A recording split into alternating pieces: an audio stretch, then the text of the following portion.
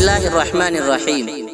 نماز کے اندر ہر 2 رکعت کے بعد قاعدے میں بیٹھ کر سب سے پہلے جو دعا پڑھی جاتی ہے اس کو تشہد کہا جاتا ہے، اور وہ یہ ہے: التحیات للہ والصلوات والطیبات، السلام علیک ایہا النبی ورحمۃ اللہ وبرکاتہ، السلام علینا وعلی عباد اللہ الصالحین، اشہد ان لا الہ الا اللہ واشہد ان محمدا عبدہ ورسولہ۔